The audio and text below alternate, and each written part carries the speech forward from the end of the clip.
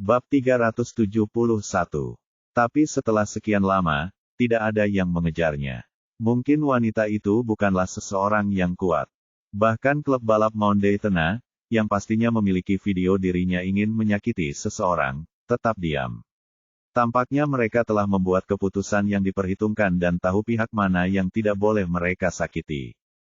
Solomon bersandar ke belakang dengan penuh kemenangan dan ingin sekali bersenang-senang lagi. Jadi dia datang ke klub ini, yang sering dia kunjungi. Bagaimanapun, dia sangat cantik, dia tidak bisa mengendalikan keinginannya terhadapnya. Dia pikir akan menyenangkan untuk mengetahui siapa dia. Dia menghela nafas. Mendengar desahan pria yang memeluknya untuk ke-100 kalinya, sebuah emosi muncul di matanya.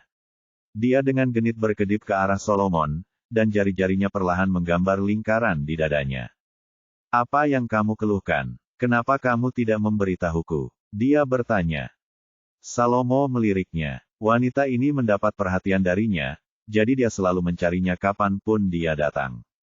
Dia dengan cepat meraih tangan lembutnya yang dia gunakan untuk menggodanya di dadanya.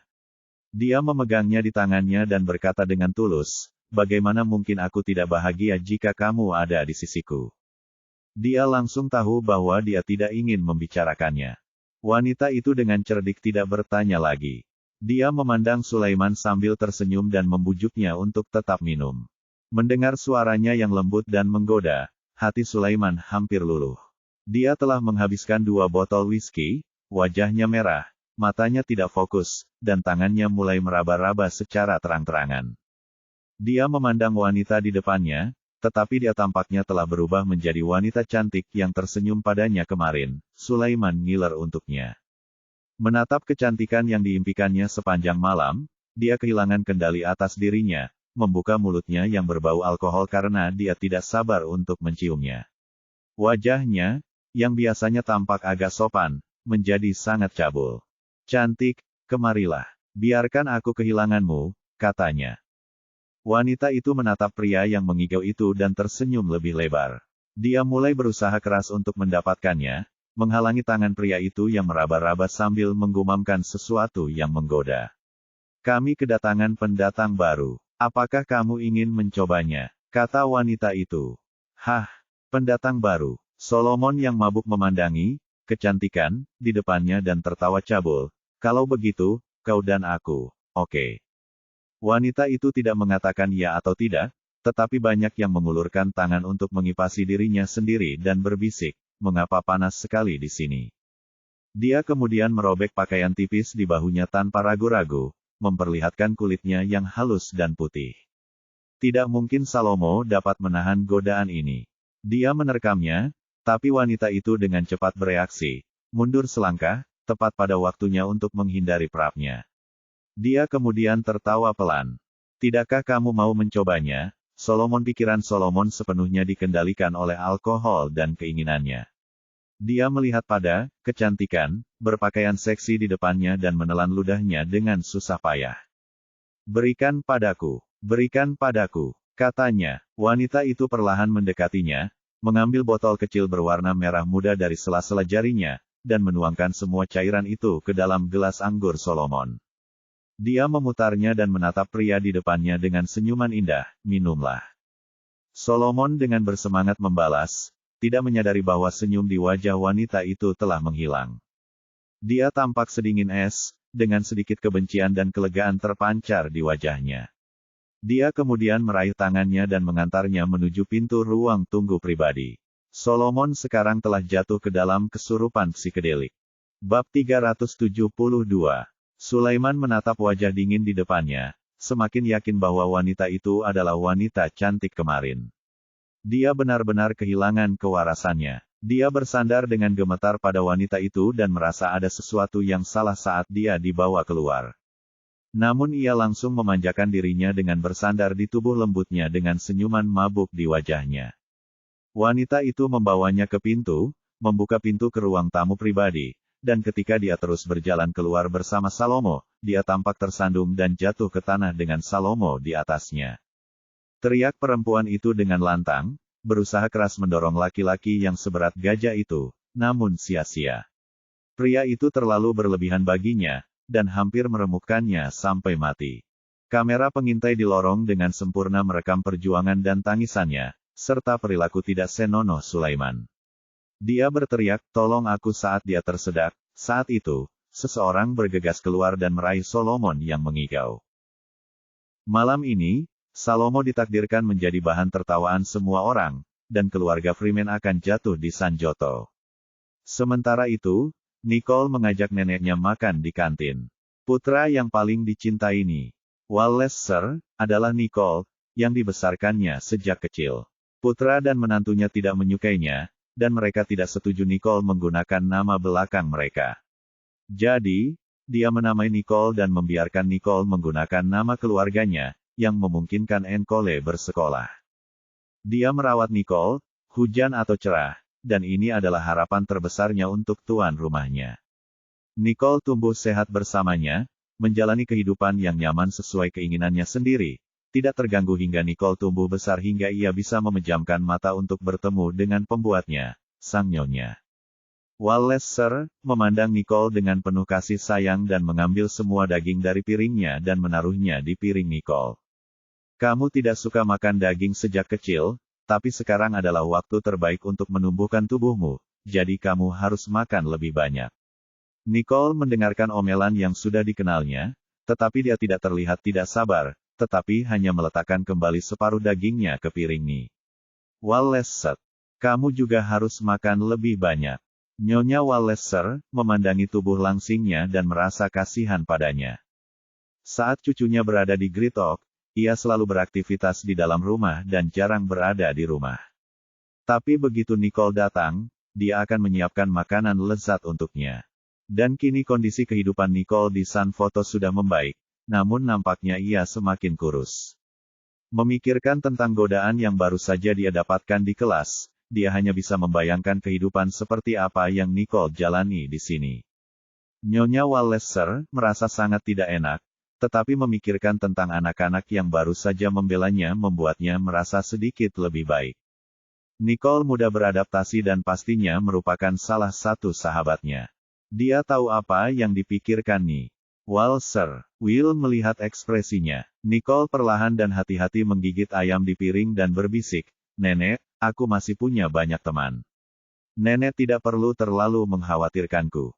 Bukan hanya teman-temannya, tapi juga kakaknya yang sangat protektif terhadapnya." Nyonya Wallace Sir menganggap cucunya sedikit pendiam, namun tidak memiliki masalah dalam berteman. Dia mencurigainya. Terlalu banyak kekhawatiran Nicole adalah anak dari keluarga Riddle, dan meskipun mereka tidak ramah kepada Nicole, mereka tetap harus berhadapan dengan keluarga Riddle. Mengingat hal ini, Ibu Wallace Sir menghela nafas lega. Dia datang hanya untuk menemui Nicole, tidak menyangka bahwa dia akan menjadi beban tambahan bagi Nicole. Bab 373.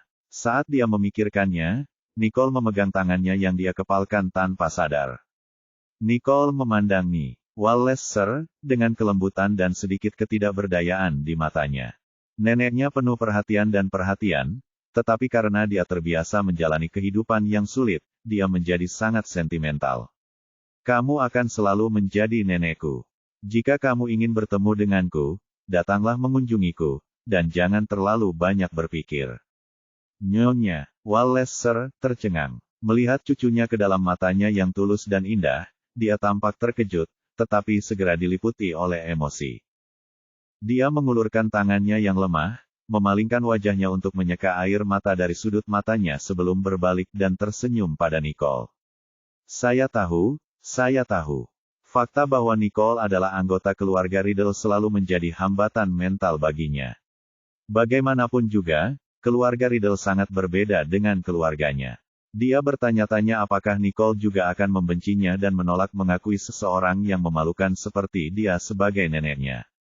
Namun sikap Nicole telah meyakinkannya. Dia seharusnya mengetahui keberanian Nicole lebih baik dari siapapun, karena dialah orang yang membesarkannya. Nyonya Wallace Sir menepuk tangan Nicole dengan air mata berlinang, tapi suaranya jauh lebih tenang. "Nicole, maukah kamu mengajakku berkeliling sekolahmu?" Dia benar-benar ingin tahu lebih banyak tentang lingkungan hidup Nicole, dan mengetahui bahwa Nicole baik-baik saja sehingga dia bisa merasakannya. Nicole melihat emosi Nyonya Walleser sudah pulih, jadi dia mengangguk. Melihat piring di depannya, dia berkata, "Kalau begitu selesaikan makanmu, lalu aku akan mengantarmu berkeliling kampus." Nyonya Walleser tersenyum dan mengangguk, mengetahui bahwa cucunya selalu mengabulkan setiap permintaannya. Snow, yang duduk tidak jauh dari situ, menyaksikan dengan tatapan mengejek. Tidak peduli seberapa besar kakek menghargai Nicole, dia tetaplah orang udik.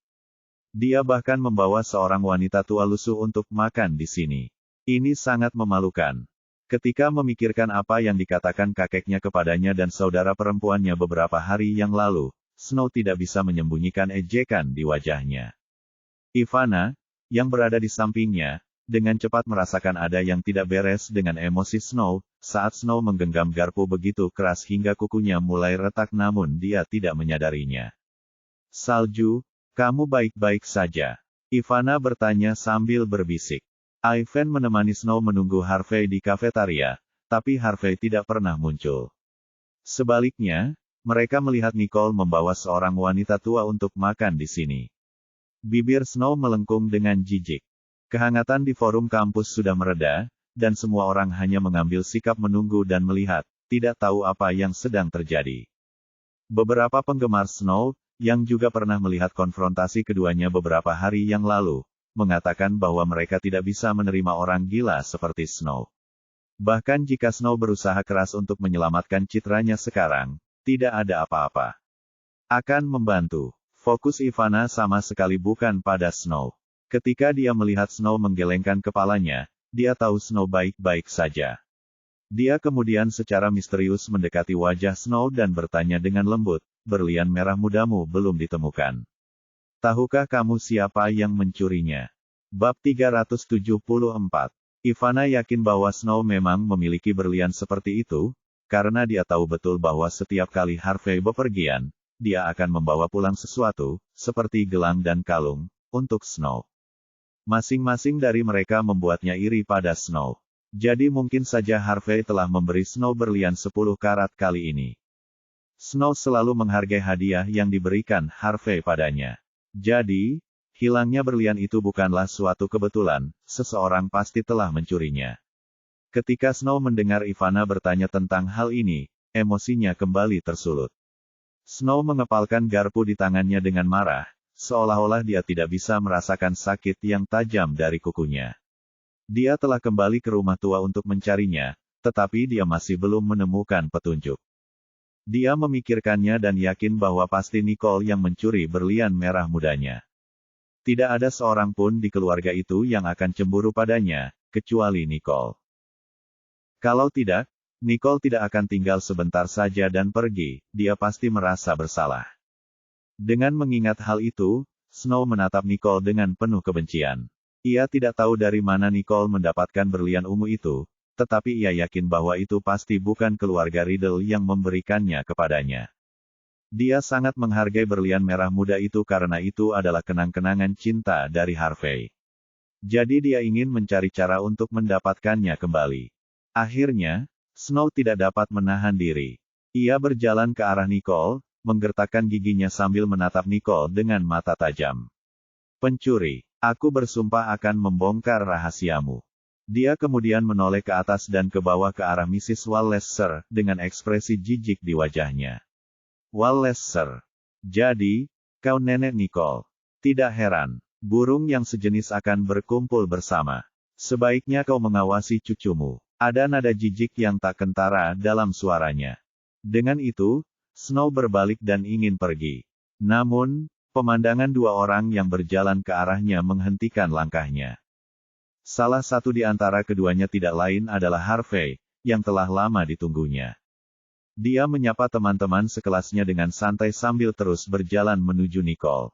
Ibu Walleser mendengar apa yang dikatakan Snow dan menatap Nicole dengan bingung, ingin bertanya apa yang sedang terjadi. Di matanya, Nicole bukanlah anak yang akan mencuri. Melihat Snow datang lagi, wajah Nicole berubah dingin. Dia tersenyum lembut pada Mrs. Walleser, dan kemudian berkata dengan dingin, "Jangan khawatir tentang dia. Dia merasa tidak nyaman tanpa mencari masalah setiap hari. Anehnya, Orang-orang di sekitarnya yang mendengarnya benar-benar merasa bahwa ada kebenaran dalam apa yang dikatakan Nicole. Snow telah menggeledah Nicole dan mengatakan apa yang ingin dikatakannya, tetapi Nicole tidak pernah meminta maaf. Tidak hanya itu, dia terus datang mencari masalah, dan itu mulai menimbulkan kebencian. Snow tidak tahu apa yang dipikirkan semua orang. Dia hanya dengan cepat merapikan gaunnya dan kemudian berdiri diam dengan senyum lembut di wajahnya. Melihat Harvey mendekat, dia ingin berbicara dengannya, tetapi Harvey berjalan cepat melewatinya, bahkan tidak memberinya senyuman. Edwin, yang mengikuti Harvey dan awalnya tidak menyukai Snow karena kemunafikannya, melihat sikap Harvey dan entah kenapa bersimpati dengan Snow. Namun simpatinya terhadap Snow hanya bertahan sesaat. Ia pun mengabaikan Snow dan berjalan melewatinya. Ekspresi Snow langsung berubah. Ia menoleh ke arah Harvey dari belakang, seolah melihat tatapan mengejek Ivana tak jauh darinya. Ini semua salah Nicole, katanya dalam hatinya. Harvey dan Edwin berhenti di depan Nicole. Harvey tersenyum padanya, lalu menoleh ke arah Mrs. Wallace. "Sir." "Halo, Mrs. Wallace," sapanya lembut. Ketika dua pemuda tampan datang untuk menyapa, Wallace, "Sir." Menatap Nicole dengan bingung, seolah menunggu Nicole memperkenalkan mereka, tetapi melihat alis Nicole berkerut. "Apa yang kamu lakukan di sini?" tanya Nicole. Harvey tidak mempermasalahkan sikap Nicole. Sebaliknya, dia duduk di sebelahnya. Edwin meminta izin Wallace, "Sir," sebelum dia juga duduk di dekatnya. "Kudengar nenekmu akan datang, jadi berpikir aku harus datang menemuinya," kata Harvey, terdengar seolah-olah dia adalah seseorang yang dekat dengan Nicole atau semacamnya. Kini, bahkan Nyonya Wallace Sir pun merasa sedikit risih, tetapi dia khawatir kalau pria itu adalah teman baik Nicole, jadi dia bertanya dengan ragu-ragu, "Apakah?" Harvey tersenyum tanpa ragu. "Nicole dan kakekku saling kenal, dan dialah yang merekomendasikan Nicole untuk belajar di sekolah ini. Mengetahui bahwa kamu datang untuk berdiskusi dengan Nicole, berpikir aku harus datang untuk mendiskusikanmu juga." Harvey tidak berbohong. Ketika dia mendapat kabar tentang kedatangan nenek Nicole, dia langsung mendekat. Nicole tidak tahan dengan sikapnya. Dia tiba-tiba berdiri dan bergerak ke arah. "Apa yang kamu inginkan?" Harvey merasa terhina dengan pertanyaannya. Ia jengkel karena ia mengira Harvey datang ke sini untuk menemui neneknya dengan motif tersembunyi. Wajah Harvey berubah muram, tapi matanya tetap lembut, hanya saja ada tambahan rasa tak terduga di dalamnya. Sekalipun dia punya motif, yang pasti dia berharap agar dengan neneknya yang menyenangkan, Nicole tidak akan sebegitu membencinya. Memikirkan hal ini, Harvey menatap Nicole sambil berpikir. "Kudengar kau dan nenekmu dulu tinggal di Gritok," tanyanya. Jika informasi Shaun akurat, dia mungkin akan mendapatkan jawaban yang diinginkannya dari Nicole. Namun Nicole mengabaikan pertanyaan-pertanyaan aneh itu. Dia berdiri bersama Wallace Sir, ingin pergi. Namun Nyonya Wallace Sir menatap Harvey dan tiba-tiba berkata, "Anak muda, apa yang ingin kamu ketahui?" Orang ini tidak tampak seperti anak kecil biasa, ada sesuatu yang mengerikan berkecamuk dan bergejolak di matanya. Harvey menatap Wallace Sir dengan bingung. "Apa yang ingin saya ketahui?" Dia pun tidak tahu. Memikirkan hal ini, dia tersenyum lembut. "Saya hanya ingin mengatakan bahwa mungkin kita setidaknya harus berteman." "Bagaimana keadaannya, Nicole?" Nicole tidak berminat mendengarkan omongan kosongnya.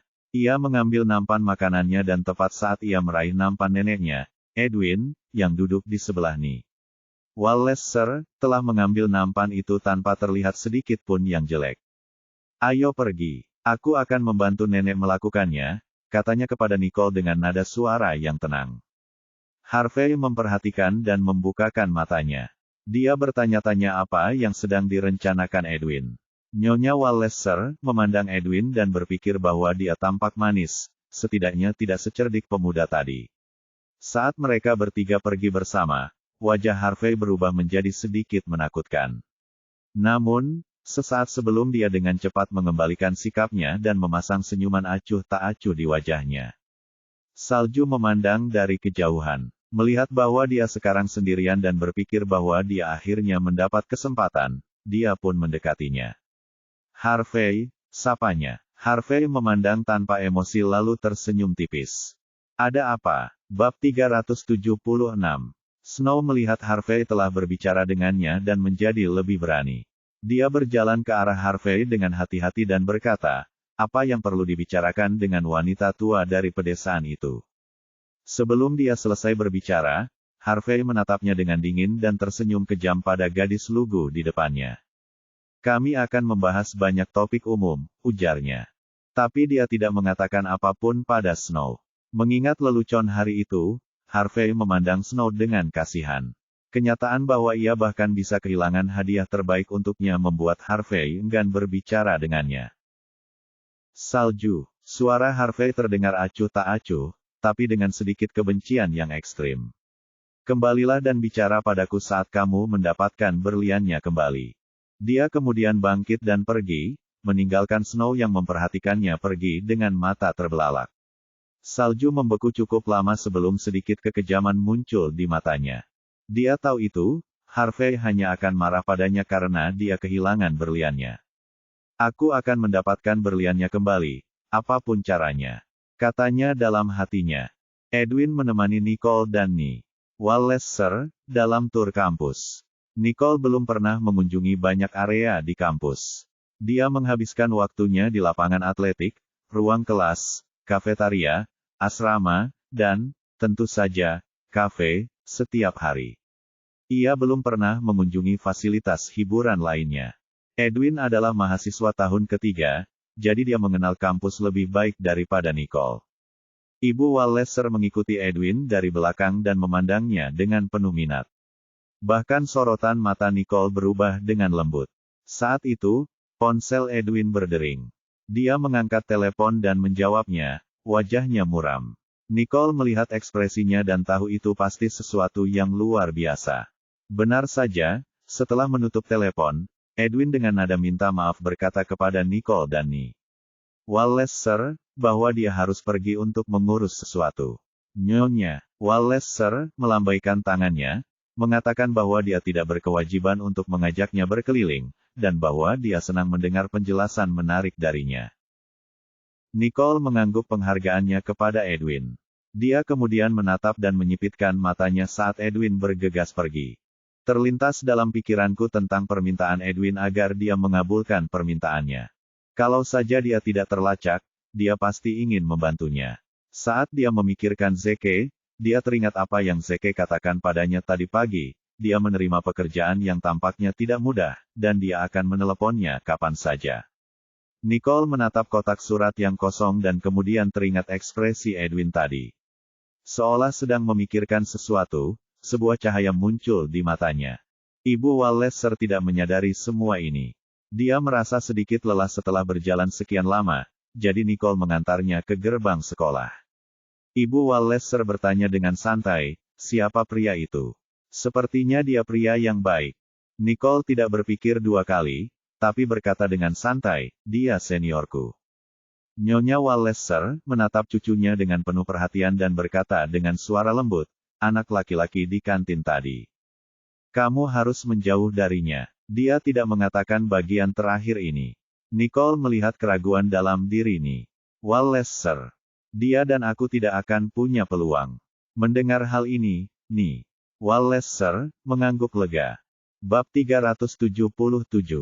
Jangkrik masih nyaman, dan matahari sore sangat terik di awal musim gugur. Nicole masih muda dan kuat, jadi dia tidak merasakan apapun. Namun, dia khawatir neneknya tidak tahan panas. Jadi, dia dan neneknya berjalan di bawah naungan pepohonan sepanjang jalan, dan dia dengan lembut mengipasi neneknya dengan tangan. Nicole asyik dengan Nyonya Wallace sepanjang jalan dan tidak menyadari ada kendaraan hitam yang familiar dengan logo yang tak dikenal mengikutinya. Mobil itu melaju pelan dan mengikuti mereka berdua, tidak membunyikan klakson agar tidak mengganggu mereka. Ibu Wallace adalah orang pertama yang menemukan kendaraan itu. Ia menoleh ke belakang dengan sedikit rasa takut sebelum berkata kepada Nicole, apakah kamu melihat ada mobil yang mengikuti kita? Nicole menoleh ke belakang dengan hati-hati. Tiba-tiba, raut wajahnya tampak terkejut saat melihat mobil itu. Ibu Walleser memperkenalkan cucunya dengan baik dan merawatnya dengan penuh perhatian. Ia belum pernah melihat Nicole berekspresi seperti sebelumnya. Kendaraan itu berhenti di depan mereka, dan jendelanya terbuka, menampilkan wajah Jared di dalam. Dia mengangguk lembut ke arah Walleser, lalu menatap Nicole. "Kamu mau masuk ke mobil?" Nicole menatap dengan senyum di wajahnya tanpa sadar. Melihat anggukannya, Jared melangkah keluar dari mobil dan membuka pintu penumpang belakang untuk Nyonya Walleser. Setelah dia masuk, dia berjalan ke sisi lain dan menampilkan senyum anggun saat melihat ekspresi Nicole mulai membaik. "Bolehkah aku, Nicole?" Sambil memberi isyarat. Nicole tidak menolak. Ia menatap Jared sambil tersenyum tipis sebelum masuk ke dalam mobil. Kalau ada orang yang melihat ini, pasti mulutnya terbuka lebar karena terkejut. Orang-orang akan bertanya-tanya apa yang diperlukan seseorang untuk menjadikan Jared Johnston dari Sanjoto sebagai sopir mereka, dan dalam kasus ini, seorang wanita tua dan seorang gadis kecil.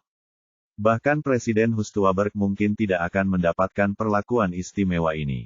Namun Jared sama sekali tidak malu akan hal itu. Sebaliknya, ia tersenyum, seolah-olah melakukan hal-hal tersebut membuatnya merasa bahagia. Dia akhirnya masuk ke kursi penumpang depan dan menatap Nicole melalui kaca spion. Kembali ke Riddle Mansion. Nicole mengangguk, dan Jared menyalakan mobil. Demi menjaga orang tua, ia menyetir perlahan sambil mendengarkan musik lembut.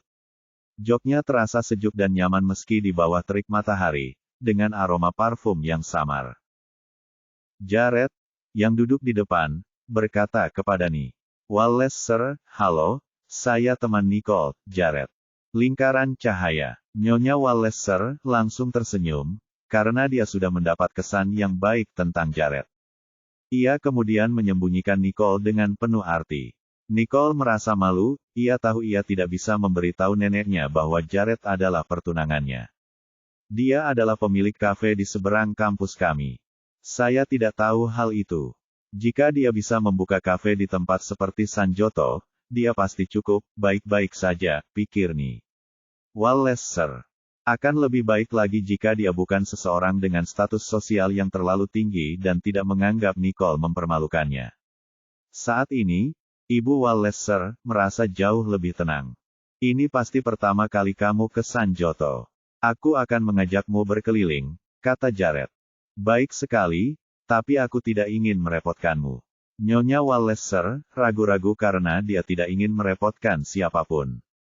"Sama sekali tidak." Jared tersenyum dan memberi isyarat kepada Max untuk mengendarai mobil keluar dari sekolah. Sepanjang jalan, Jared sesekali mengajak berbicara untuk membuat Ibu Walleser merasa tenang. Melihat nenek dan Jared obor dengan gembira, Nicole melihat keluar jendela. Sinar matahari yang menyilaukan terhalang sempurna oleh jendela mobil, tetapi dia masih dapat merasakan hangat dan menyenangkannya sore itu. Senyum lembut tersungging di wajahnya. Sepanjang jalannya, Jared dan Mrs. Walleser berbicara masa kecil Nicole. Nyonya Walleser menatap kekenangan saat mengenang masa lalu. "Nicole tidak banyak tertawa sejak dia masih kecil, tapi aku tidak pernah khawatir tentangnya." Nyonya Walleser memiliki sedikit rasa nostalgia di matanya saat dia mengingat kembali kenangan itu. Jared memandang mereka berdua melalui kaca spion dan melihat emosi yang kuat dan langka di wajah cantik Nicole, tetapi dia tidak mengatakan apapun, hanya memberi ruang bagi mereka. Untuk pertama kalinya, ia melihat Nicole terlihat begitu lembut, tanpa sedikit pun kewaspadaan atau kewaspadaan mental. Neneknya pastilah penting baginya. Setelah berkeliling Sanjoto sebentar, mobil itu menurunkan mereka di Riddle Mansion. Karena Tuan Riddleser sedang sakit, dan Daniel beserta istrinya hampir selalu tinggal di mansion, jadi Nicole membawa neneknya ke sini. Saat mobil berhenti, Ibu Walleser dan Nicole keluar dari mobil.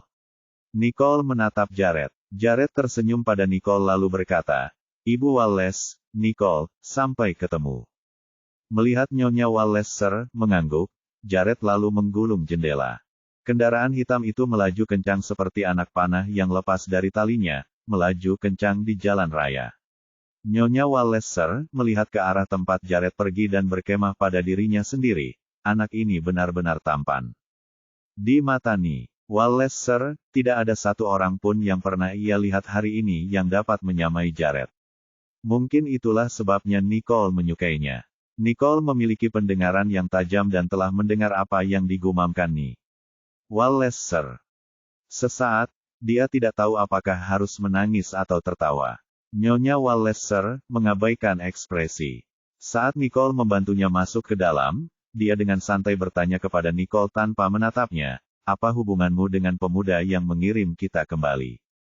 Nicole menatap Nyonya Wallace, Sir, yang membukakan matanya, dan berkata dengan wajah serius, teman-teman. Teman, anak laki-laki itu, yang dengan senang hati mengajak kami jalan-jalan keliling kampus, hanya seniornya, sedangkan orang ini adalah seorang teman, dia mungkin memiliki kedudukan khusus di hati Nicole. Ibu Wallace, Sir, sangat gembira, dan sudah punya rencana dalam ingatannya. Nicole adalah cucu yang sangat berharga, dan jika dia harus memilih satu pria di antara para pelamar Nicole, Nyonya Wallace, Sir, tidak akan ragu untuk memilih Jared. Nyonya Wallace, Sir, tidak tahu apa-apa tentang mobil atau wewangian, tetapi dilihat dari cara Jared berbicara dan sikapnya terhadap Nicole, dia tahu bahwa Jared adalah orang yang dapat dipercaya. Mengingat hal itu, dia mengangguk puas. Ia tidak menyangka akan mendapat kejutan seperti itu dalam perjalanan ini. Menatap pintu rumah keluarga Riddle, Nyonya Wallace, Sir, tiba-tiba merasa lega. Sementara itu, saat Jared dalam perjalanan kembali dari rumah besar Riddle, dia menerima telepon dari Max. Semuanya berjalan lancar. Max menatap Solomon, yang tegang di depannya. Solomon jelas belum terbangun dari efek obat itu, dan sesekali, ia mengeluarkan dengungan seperti babi. Bab 379.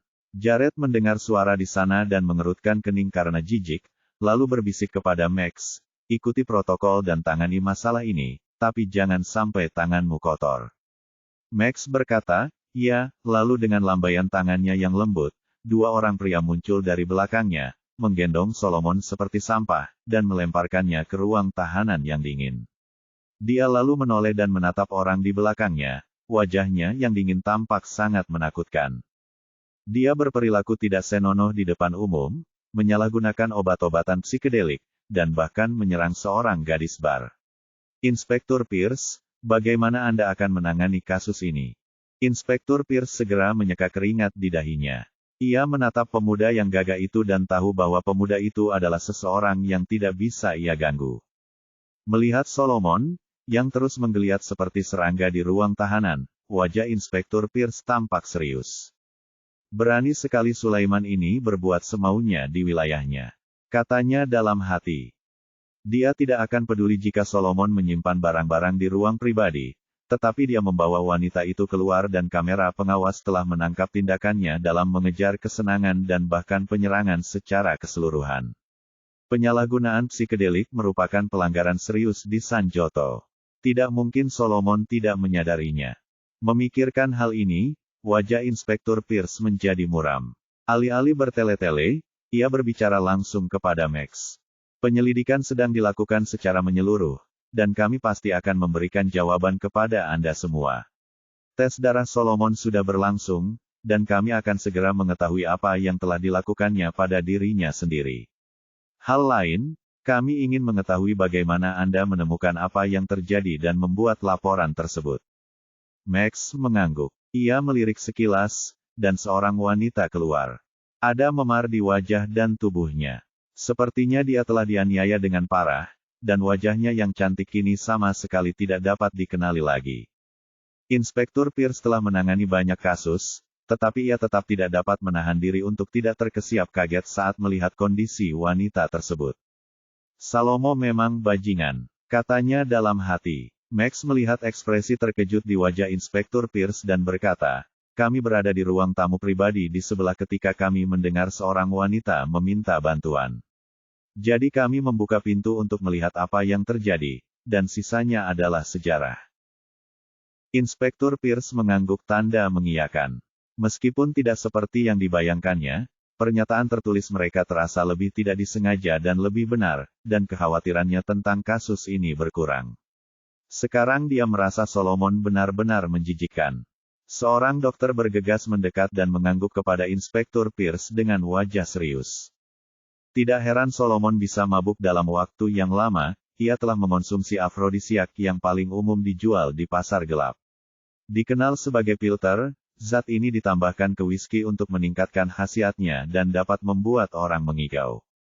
Mata Inspektur Pierce berubah dingin saat dia menatap Solomon di ruang tahanan. "Bangunkan dia." Nada benci dalam suaranya terdengar jelas. Max berjalan keluar dari pusat penahanan yang dingin itu, diikuti oleh beberapa orang dan seorang wanita yang tampak jinak. Saat sinar matahari yang terik menyinari tubuhnya, dia menatapnya dengan penuh rasa terima kasih.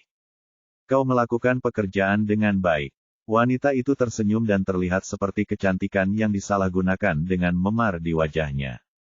Max tidak melewatkan sedikit pun tanda kelelahan yang tersembunyi di mata wanita itu. Ia melambaikan tangannya, dan segera seseorang di belakangnya menyerahkan beberapa lembar kertas tipis ke tangan wanita itu. Wanita itu menerimanya, dan segera matanya terbelalak. Ternyata itu adalah surat pemutusan hubungan kerjanya dengan Clubhouse. Awalnya dia hanyalah seorang pelayan biasa di gedung klub itu, tetapi kemudian, karena ketampanannya, dia ditipu oleh manajer untuk bekerja di sana, dan menandatangani kontrak dengan ganti rugi yang sangat besar karena melanggar kontrak. Jika dia bekerja kurang dari 10 tahun, dia tidak akan pernah bisa melunasi uang itu. Awalnya dia menyetujui kesepakatan itu karena dia membenci Solomon, tidak menyangka bahwa mereka akan memberinya bantuan sebesar itu. Bab 380. Wanita itu mengangkat kepalanya, wajah mudanya penuh dengan perubahan hidup. Dia menatap Max dengan tatapan rumit di matanya. "Terima kasih," katanya dengan suara lembut. Max melambaikan tangannya, memberi isyarat bahwa dia tidak perlu berterima kasih padanya. "Anda tahu apa yang harus Anda katakan saat memberikan pernyataan Anda kepada polisi, bukan?" Dia masih terlihat tanpa ekspresi. Tentu saja wanita itu tahu maksudnya. Max sangat membantunya, dan Solomon adalah seorang bajingan. Memikirkan hal ini, dia menganggukkan kepalanya tanpa ragu-ragu. Orang-orang inilah yang menariknya keluar dari lumpur. Max tidak mengatakan apapun lagi. Dia berbalik dan pergi bersama anak buahnya. Saat mereka bertemu tadi malam, dia sudah menjelaskannya kepada wanita ini. Jared tidak pernah melakukan kesalahan apapun terhadap orang yang dia pilih untuk dihadapi. Memikirkan hal ini, Max merasa sedikit kagum di matanya. Bosnya hampir meramalkan apa yang akan terjadi. Solomon akan pergi ke Clubhouse hari ini, menemukan wanita ini, dan mabuk. Jadi dia memerintahkan mereka untuk bernegosiasi dengan gadis ini terlebih dahulu, mengajarinya langkah demi langkah cara memancing sampah ke dalam perangkap, dan kemudian dia akan selesai. Terlebih lagi, Inspektur Pierce terpilih. Ia terkenal karena usahanya menyelamatkan wanita dalam kesusahan. Konon Inspektur Pierce pernah menyelamatkan seorang wanita yang diculik di negara bagian Wyoming. Selama operasi, banyak rekan satu timnya yang terluka, dan wanita pedagang itu membunuh putri satu-satunya sebagai pembalasan. Tak sulit membayangkan bagaimana nasibnya jika Sulaiman jatuh ke tangannya. Max masih ingat wajah marah bosnya yang terlihat begitu dingin dan sulit ditebak. Dia dengan santai menelepon dan tersenyum ketika mendengar pria di seberang sana merengek. "Saya melihat orang-orang yang seharusnya tidak saya lihat di klub studio." Klaus mengeluh bahwa dia tidak membawanya ke misi. Dan ketika dia mendengar itu, dia tidak peduli tentang apapun selain mengucapkan beberapa patah kata kepada Klaus. "Aku akan pergi ke sana," kata Klaus. Dia melompat ke mobil sportnya dan pergi ke Clubhouse tempat Solomon berada. Ketika dia tiba, dia berjalan ke meja resepsionis dan mengeluarkan sebuah kartu tanpa ekspresi. "Saya ingin mengetahui semua informasi pelanggan di sini dalam 2 jam. Resepsionis melihat kartu di tangannya, dan mengangguk dengan hormat, lalu menyalakan komputer dengan tangan gemetar. Tangan orang-orang yang bekerja di bidang ini tidak akan pernah gemetar kecuali mereka benar-benar tidak mampu menahannya. Klaus memandang resepsionis dan merasa senang. Dia menikmati kesenangan memiliki seseorang yang melayaninya. Setelah dia dengan santai melihat sekeliling sebentar, resepsionis berjalan membawa tablet. "Tuan Graham, detail pelanggan ada di sini. Luangkan waktu Anda dan hubungi saya jika Anda membutuhkan hal lain." Ada sedikit rasa takut dalam suaranya. Klaus mengambil tablet itu, mengabaikan resepsionis, dan perlahan dan santai memeriksa kasir. Dia mengangkat alisnya pada nama-nama yang dikenalnya, tapi itu tidak ada hubungannya dengan dia, jadi dia tidak ingin mengoreknya. Ia terus memeriksa kasir dengan jari kapalan dan akhirnya berhenti pada pukul 14.20. Nama Michael muncul beberapa menit sebelum rekor Solomon. Klaus mengangkat alisnya karena tertarik. Dia mengembalikan tablet itu ke resepsionis dan mengucapkan terima kasih dengan sopan. Resepsionis itu menggigil dan kemudian memaksakan senyuman yang terlihat lebih buruk daripada menangis. Itu tugasku, katanya. Klaus mengabaikannya, kembali ke mobilnya, dan membalas pesan Max.